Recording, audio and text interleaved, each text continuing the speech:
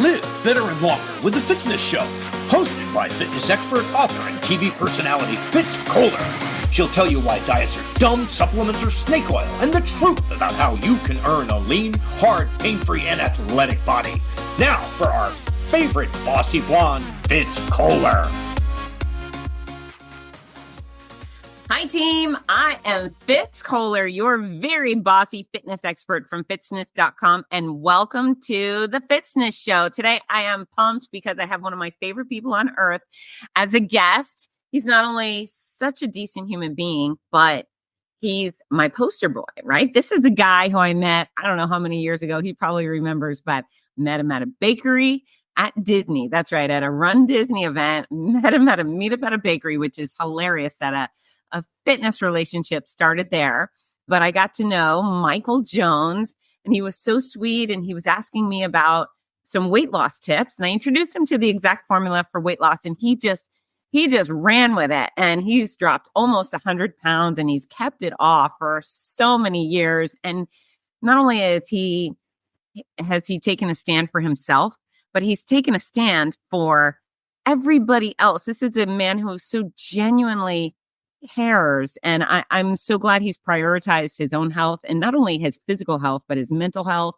He's a much more confident guy. He's vice president of Better Health Group of Alabama and Georgia, which is a big deal. I don't know if the guy I met at the bakery could be vice president of a big deal company, but Michael has just soared. He's taking care of himself, and he's turned that on everybody else. He takes care of the world with his actions and then his words. He's always guiding people. He's on social media all the time, on LinkedIn and Facebook, and he's sharing these words of wisdom, and they're always very motivating. And so finally I said, hey, Mike, you want to come on my show and share some of these golden nuggets? And he said, yes. So I'm thrilled about that.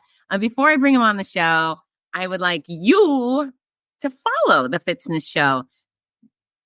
If you haven't done that, what you're waiting for, right? And then you should leave a review, and that would be nice. And if we're not connected on Instagram, you silly person, let's do that. Let's do that right now.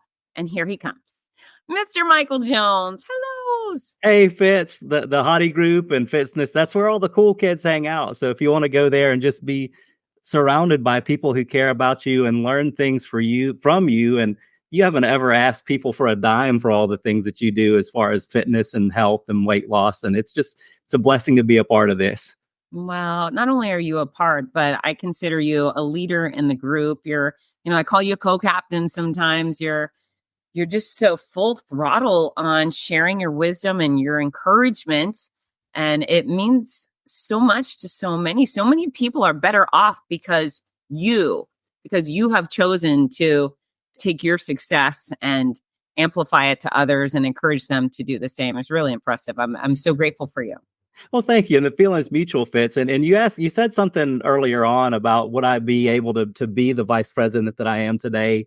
And the answer to that is absolutely no. I don't know if you remember, I used to say, I'm sorry about all the different things when I would ask you questions or ask other people questions. And the one benefit that I got after losing all the weight, of course, you've got the health and the looking a lot better, but the confidence and the mindset just completely changed in me. And so that's where I learned a lot of the things that I've learned about leadership and the things that really make me who I am. I really learned from you, and I unlocked it by losing the weight because I have more confidence. So I'm in a much better place professionally and mentally because of what I learned from you.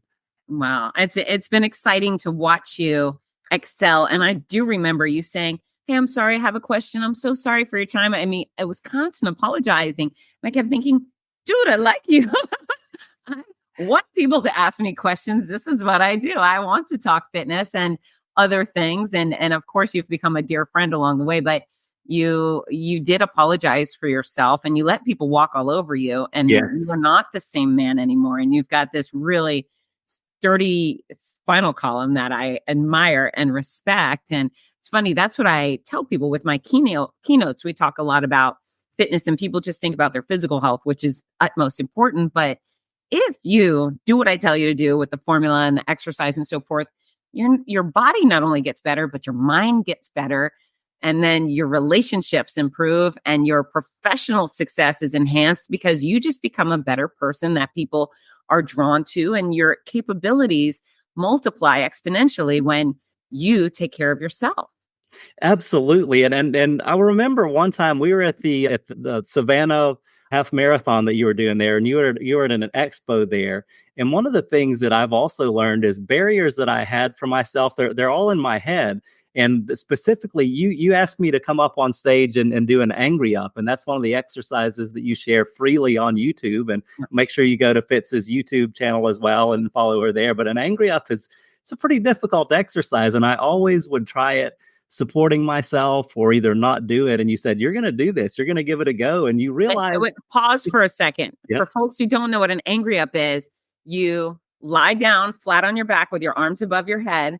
And then without using your hands, you lift yourself off. The whole thing is lifting yourself up, which it's so hard it can make you angry. So go on. It is. And for many of the exercises that you prescribed in the YouTube channel and on the things that you share, I was afraid to do it because it was intimidating. But you got to just push yourself through it, and you'll discover about yourself that you're capable of so much more. And that's something that's another huge benefit of being connected to you, is you realize that your limits are self-imposed a lot of times. So I brought you up on the stage and I asked you to do an angry up, and I think you said, I can't. I literally said, I can't do it. And you said, erase that word from your vocabulary. You're going to try it. And you did. Yeah, I did. Incredible. Incredible. We've got a lot of good memories, right? Absolutely. Absolutely. Okay. So let's move on to the 10 golden nuggets you've brought me today, that you've brought us, because I mean, you have so much good stuff to share. And not only do we want people to do better physically, but just better overall. So hit us with number one, Michael Jones. Sure, I'll do it. And if you want to follow me on TikTok, my handle there is Encouraging Leader. I typically spend less than 60 seconds. That's one thing that I learned from you, is to not do long videos because people have a short attention span, but usually less than 60 seconds. And it's just a host of things. So I'll start with number one. And we will be right back. Are you looking for the perfect gift for a loved one battling cancer? The Cancer Comeback series by Fitz Koehler offers hope, inspiration, and practical guidance. With Your Healthy Cancer Comeback, My Noisy Cancer Comeback, and The Healthy Cancer Comeback Journal. These books are a lifeline for all patients and survivors. Right now, you can order autographed copies at a special discount. Show your support and help a loved one go from sick to strong. Visit fitzness.com today. That's FITZNESS.com. Fitzness.com. We're back. I'll start with number one. Is a quote that I read, and I can't remember who it's attributed to, but it says, people wait all week for Friday, all year for summer, and all their lives for happiness. And the thing that I kind of expounded on that is, you really don't need to chase happiness. You need to be open to receiving happiness. And when you're in something that you love to do, you can get up every morning and you can have that joy and happiness in your life. So if you're not in that in your career, in your life, really evaluate what you're doing personally, professionally, and ask yourself, what am I doing here? And you'll be able to get that joy and happiness in your life. Wow, I love that. And, they do say, if you love what you do, you never work a day in your life. Then I feel like I'm that girl. I mean, on taxes, that maybe I'm working on tax day. Yeah. But for the most part, I'm giddy with enthusiasm on getting to you and everybody else to talk fitness. I also talk to university students about creating a career of your dreams. And it's interesting how many, so specifically, I talked to a lot in the College of Health and Human Performance at the College of Health at the University of Florida. And those kids have gotten into a degree that's a heck of a lot of fun. It's event management and sports management and hospitality. They've chosen a career that seems pretty delightful. And then they graduate.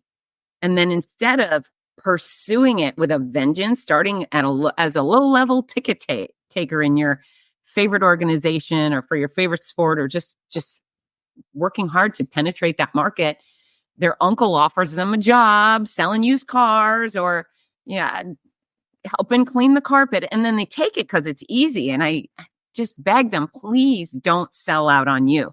Stay the course, because when you do what you love, work takes up 40 hours a week times 52. That's a lot of time being spent doing something you're not excited about, right, Michael? It is. And you spend so much time. And there's a book, I know that you read a lot, just like I do. There's a book that had a huge impact on me. It's called Outwitting the Devil by Napoleon Hill. And the dime store version of this is a lot of times you go through life as a drifter and you drift through life, kind of like you said, those college graduates. And I was one of those who was a drifter. I didn't have a true sense of purpose of what I wanted to do, who I wanted to be, or what I wanted to be. And when you live life on your own terms, then you have that definitiveness of purpose and you don't drift through life. And life is so much more joyful when you love what you do. Now, not every day is going to be sunshine and unicorns and rainbows. Like you said, taxes, that's no fun. Sometimes you're going to have to do things that, your boss asks you to do something that you're not thrilled about doing, but you can do it with a positive attitude and it makes all the difference. Yeah. And the other thing is, you were talking about people waiting for the weekend. Man, Wednesday can be so much fun if you have chosen some hobby or someone special to be with, or even time with your dogs. You can have a damn good time on Wednesday and Thursday and Monday. And the weekend isn't really the only time we should be having joy. Absolutely. Yeah. If you dread, coming into work on Monday and you live for the weekends, that's not a life. All right, Michael, hit us with number 2. So number 2 is something it's attributed to Thomas Edison. And in an interview, somebody asked Thomas Edison, how did he feel about failing to invent the light bulb 10,000 times? And some versions say 1,000 times. And Thomas Edison said he didn't fail at anything. He found 1,000 or 10,000, however many you want to look at it, ways to do something that got him to his ultimate goal. And the end point is, statistically, most people don't even try something one time before they give up. So when you have a goal, put all your effort into doing it, and you might not succeed with that goal, but you're going to learn things from it. So that's an important one for number 2 is you don't ever fail. You learn lessons. That's brilliant. That's brilliant. So when I was fighting, I also was teaching people kickboxing as a form of exercise, and men, women alike, they would come in and I would teach them first their fighting stance, which is shoulder width apart, elbows in, hands high, chin down, and then their first punch, jab. So just your fighting stance alone is completely foreign to everything a normal person does, because normally we're standing up straight, we're chin up high.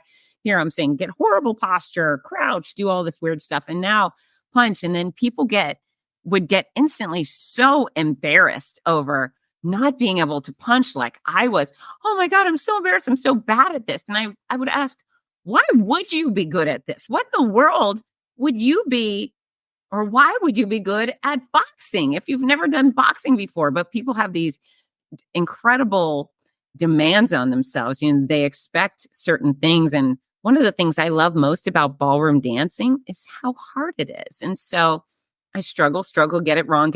And then when I get something right, not only am I so excited, but then I get that feedback from my instructor, Michael. It's like, whoa, you did it. And then it was worth something. So you're right. When people are doing things that's hard and they're failing, then those are the things I think that are worthy of putting in the effort in, because if everybody could do it, who cares?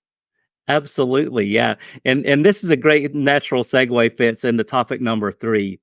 And this is from the show Ted Lasso. I remember at my prior company, I was dubbed the Ted Lasso of my company because of the leader and the person that I am. And if you haven't seen Ted Lasso, it's a brilliant show. I've heard they've just started filming season 4, but there's a scene where Ted is walking with a person that he's mentoring and coaching, and the guy's name is Nate. And Ted says, Nate, are you the kind of person that would like it if somebody told you there's food in your teeth? And Nate says, yeah. And he proceeds to give him some feedback. He says, Nate, that suit is just not working for you. You've got to get a real grown-up suit, and you've got to really look professional. So he took the time to give him feedback. And as you said about your dancing, sometimes it's hard to give feedback, and sometimes it's really hard to receive feedback. And I think that's one of the things that has defined a lot of the things that I do right now in my career is I receive feedback. It's all an opportunity, especially if somebody's given it to you from a place of positivity and growth, for you to adjust your sales and to do things better that will have better outcomes. But sometimes it's super hard to give feedback, especially if it's somebody that you don't want to offend them. But just know you're doing that from a place of caring about them. Well, I think that's a really clever way to broach the subject. Would you want to know if there was food in your teeth? And then if that person says yes, you can say, okay, here's a topic I'd like to discuss with you. It may not be easy to hear, but you'll be better for it in the long run.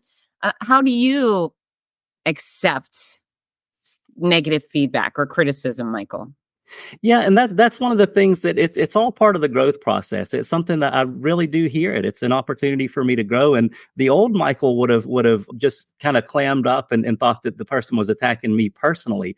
But it's not about me. It's about the person sharing something in me that will let me grow. So it's an opportunity to let me grow. And you do have an opportunity to say 5 little words. I do not receive that. If somebody is saying it from a negative space, or if somebody is giving you feedback to try to tear you down, you don't have to listen or apply to that. So the choice is yours. But I listen and I apply when somebody gives me feedback to help me grow.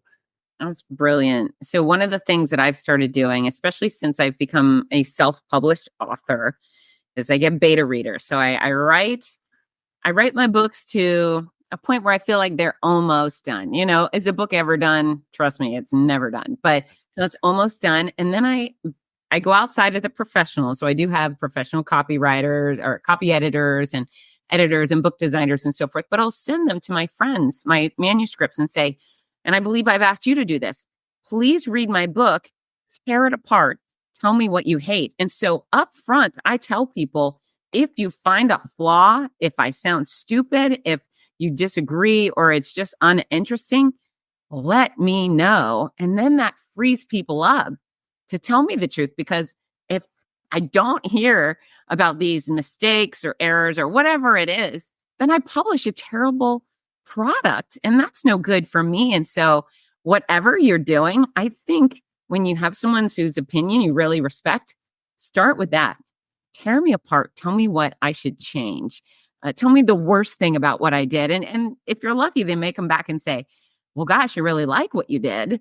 But I did see this word was spelled wrong, or I didn't really understand that. And so giving people permission to critique you, I think is so valuable. It just makes us all better.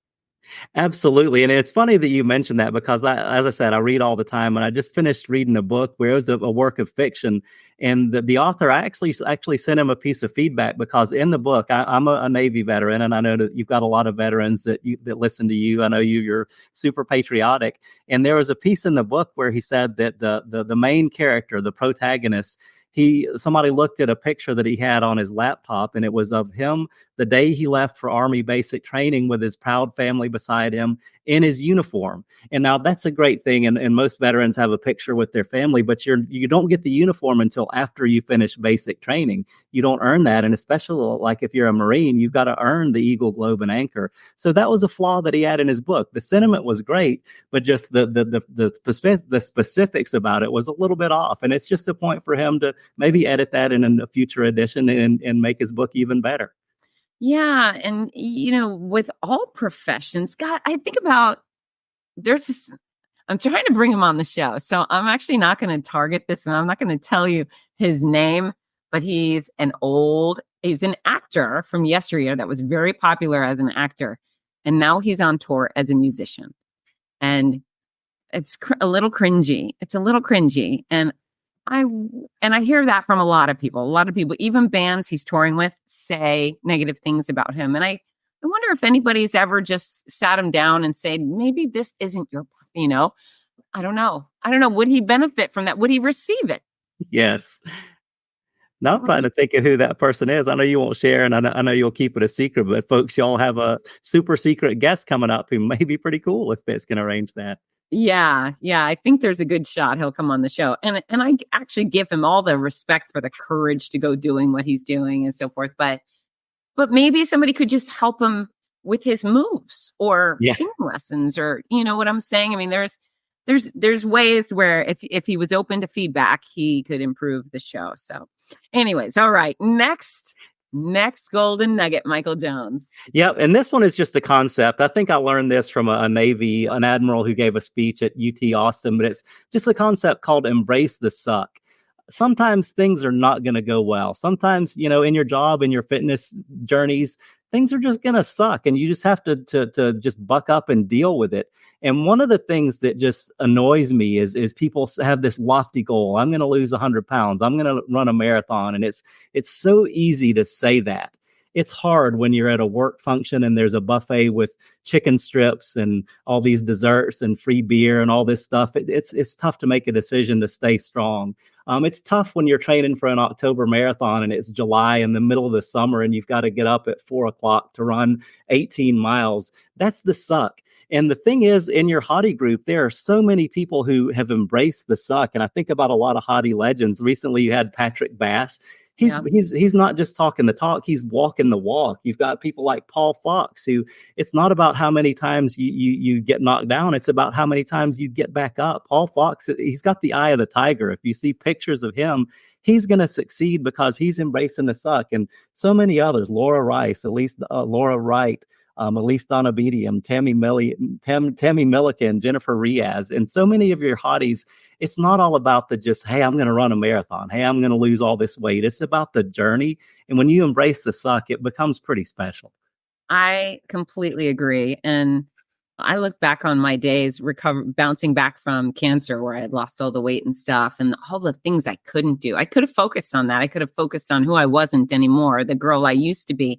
But instead, I would say, okay, today I can do this. And this is way better than the worst version of me. And so, those hard days when I ran Boston, that training wasn't fun, especially out in the Florida heat before I moved it to the treadmill. But I took great pleasure in overcoming the hardship, because again, if it's easy, it's not worth it. And I think all the hotties are doing things. Laura Wright has had 2 hip replacements, not 1, but 2. She is doing the hippie shake. And the thing that, the fact that she gets out of surgery, she's like, okay, I'm going to start walking again. I'm going to do it again. She keeps going. And Tammy with breast cancer, and now she got something with her arm, and she is so proud of herself. That's actually the thing. It's not only the accomplishment, the thing you're trying to overcome, but the pride you feel, because you don't get a lot of pride when things are easy. It's when things are hard and you do it anyways. That's where pride becomes one of those overwhelming feelings in your life. And it's important to have, right? Absolutely. And you attract so many people to be part of your hotties who have that mindset. Those are just a few of the kind of hottie Hall of Fame, but so many hotties are embracing the suck. And that's where the wins are. I mean, it's sometimes it sucks, but you got to stick with it. Yeah. And golly, the place you go because you embrace the suck is pretty spectacular. Okay. Next up, Michael Jones. Next one is don't give the wrong people power over you. I was in a job that was just the wrong fit for me, and I gave the wrong people power over me. You get to choose. You may have a boss that you don't like. You may have a manager that's overbearing or whatever. Those people are in places of authority, so you've got to respect that. That's something I learned in the military. But you do have a choice in how you can give that person power over you. So don't give the wrong people power over you. Brilliant. And I love the detail of you saying you learned in the military, those people actually do have legitimate authority over you. Yeah. There's so what are your options if you're in a position, you're at a job where the people with a legitimate authority are horrible to you? What are your options? Well, you can stick it out, or you can stay there and be miserable, or you can move on. Unless you're locked into a contract, if you're in something like the military or you're contractually obligated to be somewhere, you can walk away. You can find something better. And there's no shame in pursuing something that's going to make you better. Absolutely. And then one of the pillars of fitzness is, it's 4 pillars of fitness: exercise, watch what you put in your mouth, get quality sleep, and remove the cranky people. Folks, especially once you're a grown up, your parents do not have legitimate authority over you anymore. Your spouse never had legitimate authority over you. Your girlfriend, boyfriend, best friend never had legitimate authority over you. And let me be clear, they never had legitimate authority. So if you're in a bad relationship, no matter how personal or close relation that person is, your sibling, your spouse, if they're horrible to you and they make you nothing but sad or scared or stressed, remove them. I believe in the block button, even if it's blood relatives, Michael. Yes? Absolutely. And the longer you wait to do that, the worse you're going to be. You've got to make that choice at some point, or you're going to either continue to be dumped on. So you've got to make the decision for yourself. And you're right. Nobody has that power over you. So absolutely. Yeah. And you and I have both had that in our personal relationships, and we've stood up for ourselves. And Interestingly enough, the other people have kind of fallen in line and said, okay, I understand. I can't treat you like that anymore. I'm going to do better. Yep, absolutely. Yeah, we have rules. And I do have that sign over my front door still. It says, be nice or leave. Yep. And I mean it. Yeah. You don't have to tolerate that. Nope. Absolutely. No, that's wonderful. Okay, next up. Okay, so the next one is funny. This is a story that I shared on TikTok, and it's an experience that I had with my amazing wife Christine. We love going to movies. That's one of the things that I love to do. Again, I said I love to read. I love to go to movies. The first time I went to a theater that had the nice leather reclining seats and the heated seats, I acted like a complete hillbilly in that theater. I would recline the seat and I would go all the way back and I'd say, "Wow, this is awesome. Wow, this is amazing. This is so cool. Wow." And Christine finally had to shush me because I was probably to the point of annoying people around me, but it was just such a cool experience. And the point is, when you're aware of other options out there, your eyes and your mind can be opened up to so many possibilities. It's like you said with your new college graduates, your path to success doesn't have to be the same as your father's or your mother's or whoever, somebody that tells you. There's a whole world of opportunity out there and it's waiting for you. It's waiting for you to grab it. It's waiting for you to do that. So once you're aware of other options, it's going to be pretty incredible.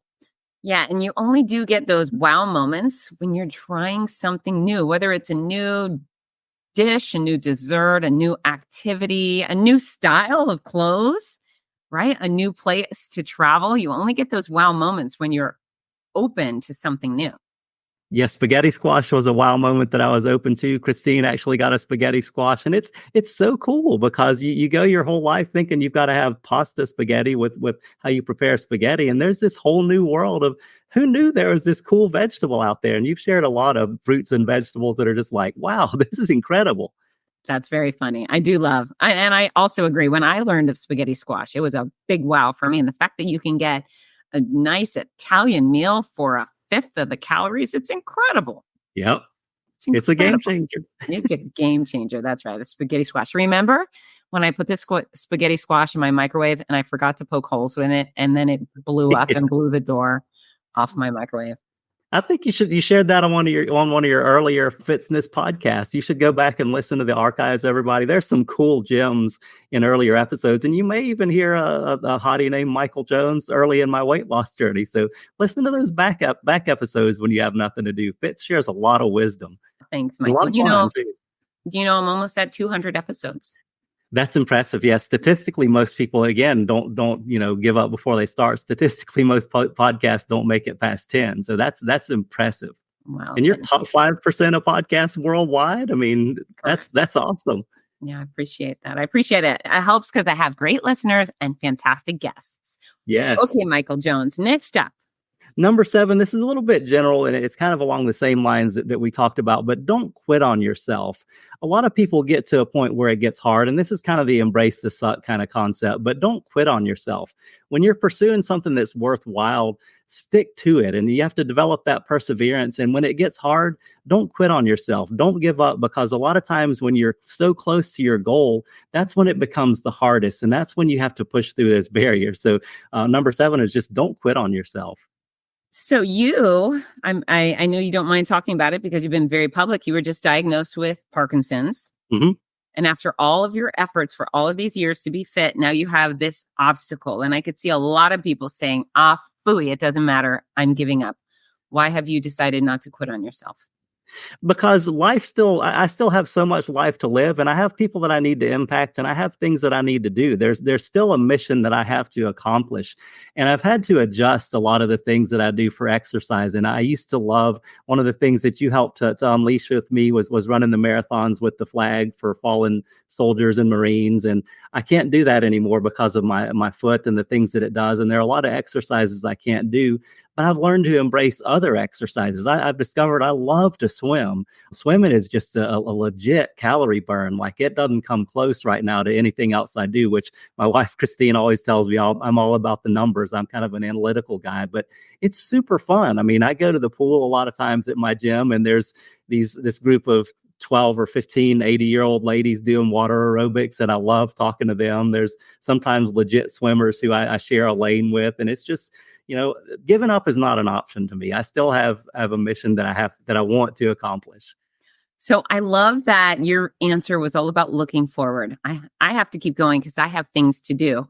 On the other side of thing, if you had given up, you would regress so rapidly. Everything would become worse in your life. Your physical health, your mental health, your professional success, it would all diminish in a heartbeat if you decided to give up, right?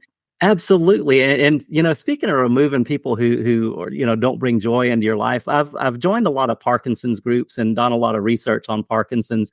And there's a lot of well-intentioned groups that do well, they're just so negative and people give up.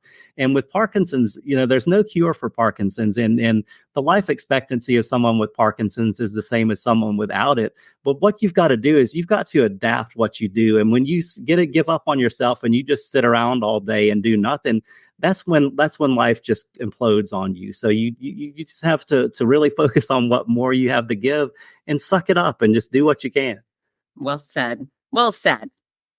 And I'll go into the next one, and it's kind of a theme. I've got three more, and the next one's and this kind of is a good segue from Parkinson's. Is this the beginning or the end? When you go through things like when you went through your breast cancer scare, and you were open about that, and your book, My Noisy Cancer Comeback, is just so amazing. And I read it, and you shared something that so many books don't share, and that's the raw what you went through, what your family went through. And it is just amazing to do. For you, cancer wasn't an end. And for Tammy, what she went through, it wasn't an end. For so many people in the hotties and people who you go through setbacks, and a lot of people can give up. To me, that's a beginning, and it's a new beginning because it's a new chapter of my life. And then, so many people listen, and you might be going through a divorce. You might be going through, whatever that's difficult, a layoff or getting fired from your job. Look at it as a beginning and not an end, and it'll completely change your perspective. Well, you are so right. You are so right. And it's interesting, with cancer, if you're fortunate enough to survive it, right? If it can be a new beginning, but you got to learn, life is hard. And we read stories about people like to pick up a book about someone who climbed Everest after losing both legs, or the man who was run over by a bus and broke every bone in his body. And then he goes on to complete an Ironman triathlon. Nobody writes books about people just sitting on their butt doing nothing, right? Nobody writes books about people who gave up. And I think nobody reads books about people who gave up because they're uninteresting and uninspiring. And I think the human nature is to want to hear those stories of success and maybe try to emulate them. And so, yeah, if you are going through hard times, whether it's divorce or your house burns down or whatever, how do you move forward in a way where people would want to write about you and tell others the tale of how you dug yourself out from the ashes and rose to become this, very successful version of yourself? And yeah, I mean, it's just, you've got two choices. I could have let cancer wreak havoc on me and I could have stayed there. I could still be sickly and weak and pathetic like I was. And you could have already let Parkinson's wreak havoc on you. Instead, you're still a total jock and you're a VP and you've got it all going on. And I'm doing my best over here and life is pretty darn good. So yeah, we have choices. Get through what you're going through and then make the next chapter even better than the first. Make the next chapter worthy of somebody writing about you. Absolutely. Yes. And it's funny how these topics that we talk about, it's kind of a natural segue into the next thing. So the next one, this is number 9 out of 10. Fitz, have you heard the song Live Like You Were Dying? I can't remember. Yeah, of course. Tim McGraw, right? Yeah, I think that's who it is. And your listeners are kind of just, I couldn't remember who it was, Tim McGraw. So there's a concept that a guy named Og Mandino, he's really, really famous. He's been dead many years, but he wrote one of the books called The Greatest Salesman in the World. Just a host of books that he's got. He took that and flipped it. And this was way before the song came out. But what if you flip that and you lived like everybody that you meet is dying and they would be dead by midnight that night? How would that change the interactions that you have with people? Would you invest a little bit more time in that conversation? Would you say those things that are hateful or ugly that you're saying in just a heat? And, I say things sometimes that I regret saying, and I'm working on that too. But what if you live like everybody else you interact with is dying? And how would that change what you say to them, how you treat them, and how you make them feel? And that's something that's just, it can change your perspective there too. Oh, it's such a kind pointer. One of the things that helps me be even nicer. I mean, I try to be nice to everybody. It's who I am. But when I see older folks, I will superimpose my mom on that person. Or if it's a teenager, maybe it's a teenager at a restaurant who's getting the whole order wrong. Think about my kids being that server, and they're good kids. Can they screw up an order? Sure, they could. It would break my heart if some other person ripped my kid apart while he or she was making a minimum wage job for human error. So I also try to impose people I love on others, and it allows me to take a deep breath and just be kind anyways. Yes, and that's one of the things that I absolutely love about my job. I really don't meet a stranger these days, and I'm sure that the prior version of Michael, who is so much more timid, was just so much more shy and reserved, would not have done this. But I talk to people all the time, and especially in my job, I oversee primary care clinics across Alabama and Georgia. We own clinics, and we also work with, we call them affiliates, but primary care partners. And I visit our clinics a lot, and I always have conversations with our patients. And a lot of times, Fitz, those patients, when they go to the doctor, that's the only conversation with a live person they're going to have in a day. And when you invest a few minutes to sit down and sit down to that person and say, "Hey, Miss Koehler, thank you for coming here. What's on your mind today? How have how's your experience been?" And just engage in a conversation, you're going to be blessed probably more than you help that person. And it's just going to be an amazing thing. And I love that. I always, make eye contact with people, smile, nod, try to bring a little bit of joy into their day. And it's a blessing for me as much as it is for them. So it's so funny. As you're talking, I was thinking, so Parker, my son, he hates going shopping with me. He's like, sometimes we get to the store and he'll say, "Don't talk to anybody. Don't talk," because I'm nice, I'm friendly. I talk about whatever. I always say hello to people, and it really drives him nuts. And I feel like you're the same as well. For people that are painful introverts that don't want to go above and beyond, it's fine. It's fine. Give a smile. Most importantly, don't be mean, right? So if you're not inspired to have a conversation with everybody, that's fine. But use restraint and understand that people could be going through something horrible, or just be stressed or feel sick, or you know what? Even if they're just a jerk, they're not your problem. Maybe they're only a temporary problem for you and you could move on. But yeah, if for the introverts out there, if you don't want to have wonderful conversations with strangers like Michael and I have, just try to restrain yourself and take those deep breaths and think of something you love, right? Right. And one thing I want to add here too, this is something that's actually changed me a lot, and it's from a different book from Og Mandino, but I rarely carry cash. And before I read this book, I rarely carry cash. I mean, I always use a credit card and pay it off always at the end of the month. I don't carry a balance. That's a free financial tip for everybody. Yep. But I do try to carry cash. A lot of times when you carry cash, whether it's a 5 or a 10 or a 20, you can use it for things, of course, but you can find opportunities to be a light to somebody else. And I can't count the number of times I was in a Walmart parking lot and there's a little family sitting there with a cardboard sign that says, "Help me," whatever, homeless. There's people who are on the side of the interstate. And I know this could be a controversial topic, but that person, you never know what they're going through. They could be a veteran that's going through mental health issues. Maybe they're a scammer. I don't know. But that person, they've taken it upon themselves to put their pride aside. Sometimes they're there with their family, and that might be how they eat that day. So I've made it a point to carry cash to give to people, and not only just give it to them out of obligation, but to have a conversation with them and let them know you matter. You really do. And what you're doing is temporary. And so, that's something that I learned. It's just, again, it's blessed me more than it's blessed other people, but it's just another tip for you, for your listeners. Help other people around you. You're a decent human being, Michael Jones. Well, thank you. I receive it. Yeah. Okay. All right. Next up. Now, our last one is a fun tip. And this is something that when I joined your hottie group, I was all in. And so many other hotties, we've talked about a lot of different names. You go all in and you commit. And when you adopt the exact formula for weight loss full force, yeah, you've got to count your calories every day. You've got to count everything you put in your mouth. And it may take a while to get used to, but it's something that you've just got to do. Now, sometimes if you've been doing it for as long as you have, or, 5 years, 10 years, you start to know what calories things have. But it's important to count those calories. And I made a bold statement to the hotties at one time. I said, when I lose 50 pounds, because I think my goal was 90, I said, when I lose 50 pounds, I'm going to do the Thriller dance, because I'm a child of the 80s. I was born in the 70s. I wanted to be Michael Jackson. I didn't just love Michael Jackson. I wanted to be Michael Jackson. And you see my old bald head. I would try to get a permanent like Michael Jackson. Is that true? No, I wanted to, but my mom wouldn't let me. And this goes into part of the tip here. But I said, when I get to 50 pounds, I'm going to do the Thriller dance.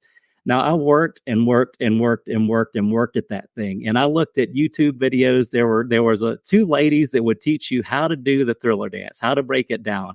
And I worked on that stupid dance forever. I don't have rhythm. I see you doing your dancing with the stars, and you're so graceful and elegant. And I'm sure it took a lot of work going into it, but you're just so beautiful when you're on the floor, moving in the ways that it's just natural. To me, it was goofy and it looked like a robot and it looked awful. And my wife, Christine, and my daughter, Olivia, said, Michael, Daddy, you cannot do that dance in public. You're banned from dancing in public. I know the emotion is there, but you can't do it. And this goes back to the receiving feedback, because that would have been an embarrassing moment for me, as much as the emotion was there. But I did celebrate getting to that milestone. But let people give you feedback and receive that feedback when you get it. I got to tell you, I love all your bullets. This one makes me sad, because I think everybody's life would have been enhanced dramatically by video of you doing the Thriller dance. I don't know. You can ask Christine and Olivia. They would beg to differ on that one. It was pretty bad. I know we had breakdancing in the Olympics this year. I used to try to break dance when I was a teenager, and I was pretty bad at it then. I'm worse at it now. Now, one of the things that Christine and I want to do is take a ballroom dancing type of thing to learn how things like waltz and to use the word intimate is might be a misnomer, but it's more of a couples type thing. I'd be all about that. That's a little bit better for me and my speed. But yeah, that would have been pretty awful if I had shared that with the world. I'll share my videos with the world. Me dancing, I don't know. I think it could have been great. I do think it could have been great. And you know what? With the ballroom dancing thing, that's another point. When I did that competition in March in front of the live audience of 600 people and online, the host came over and he asked me after we performed, and it went over pretty well. He said, "What are you most proud of?" And so he didn't really give me the question the way it was supposed to be. It was, I'm sure he was meaning, what about this experience makes you most proud? Yeah. But what I said is, I was staring at my kids. I said, well, I've got 2 words, Ginger and Parker. That's what I'm most proud of. That's it, right? But the thing that really I was most proud of about that experience was the fact that I stepped outside my box. I have no dancing background. Now, do I have rhythm? Sure. Do I have a fit body and a willingness to learn? Yeah, but I never took one dance class. And so I showed up and I struggled. And there was a point where I thought, okay, I'm certainly risking public humiliation, but I want this. And it's not just for me, it's for a really good cause. And so be it if I get up and dance and people think I'm no good. Okay, fine, whatever.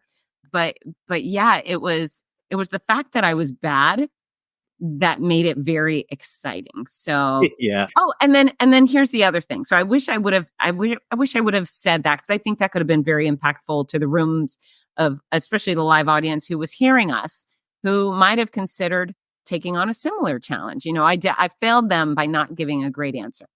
For you, ballroom dancing, it is intimate. One of my favorite parts of dancing, and I don't have an intimate relationship with my dance instructor or my dance partner, but we always hold hands. And it's such a wonderful thing to do, is connect with someone so physically. And it's nothing inappropriate, right? But I love that when I was learning for the competition, I was either dancing with Michael, my instructor, or I was dancing with Tucker, but we were always holding hands. It just made me so happy. And once a week I go in there and I dance with Michael, and we hold hands the whole time. And it's just one of the coolest things. So if you're doing it with your wife, even if you're not doing with great pizzazz or grace or any of those things. It's really intimate and fun. And it's a wonderful way to connect. So I highly recommend it. Absolutely. And there's another tip for your Fitzness Show listeners. If you've got a partner, dance with them. Do that connection, because there is something special about holding hands and that physical touch. And that's something I'll do that any day of the week, is to dance with my beautiful, amazing wife, Christine. So that'll absolutely do. Have you ever seen the America's Got Talent, those kind of shows when somebody comes on and sings and they're horrible. And it's something that their family should have told them, you got a lot of gifts. Singing ain't one of them. That's me doing the Thriller dance. So I spared the world from the embarrassment of having a America's Got Talent moment with me there, but I will dance with my wife. Absolutely. Right. Well, I'm hoping you and I end up at a wedding together. Maybe Hottie will get married and invite us both to the wedding, and then they can play Thriller and you can do it on the dance floor and we won't record it. There you go. As long as no video is there, I'll do it. No video. Is there anything else on your list, Michael? That's it. We went through 10, and hopefully this was meaningful to you and your Fitzness Show audience. This has been just a joy for me. Well, you're not done yet. So first of all, I knew you would bring some brilliance here, and you just every day you get on TikTok and LinkedIn, you share some really quality content. And I know anyone who was listening was benefited from that. So thank you so much. I will have you on my show to do it again. So start collecting another top 10 list, please. Absolutely. And thank you. Yep. And then I have questions for you. So Song of the week. This is for people to listen to while they're exercising in any way, shape, or form they choose to exercise. What should they be listening to? Okay, so there's a backstory behind this one, and the song is Eminem, and then the song is by Eminem, and the song is called "Lose Yourself." And it's a cool song, upbeat song. The song itself is pretty awesome. I don't think it's got any bad words in it. It might, I don't know, but great song, great beat. But why it's special to me, now you can use this on repeat to run or do your workout, whatever. You're going to be energized by it. But this song was playing the first time I ran the Marine Corps Marathon. And this was 2017. And you were very impactful on me doing that, Fitz. And this is one of the things that one of these days you're going to be that announcer. Maybe we'll get Rudy in and do a Team Noisy, take the Marine Corps Marathon. Maybe it'll just be Fitz. But the announcer, the hype, that marathon is just super special. The hype before it, around it, they start the marathon with howitzers from the Marines. And the thing about that song is they play a lot of songs on a loop, but there was a moment when some veterans did a parachute drop in carrying a giant American flag. And that song was playing while they were dropping, and they popped the smoke so you could see them coming in. And it was just such a surreal, as an American, as somebody who's patriotic, that was a moment that just almost took my breath away. It was so amazing. And whenever I hear "Lose Yourself," I think about that moment when it was just, I know we're in the middle of an election. People are so divided, but what unites us is our love for our country and the things we want better for ourselves and our children. And that's what that song makes me think of. I love that. I can tell you, I love me some America and I love me some Eminem. I did not correlate "Lose Yourself" with America, but from now on I will, Michael. I will always correlate it with you. Thank you. That's great. That's great. And then finally, we have our grammar or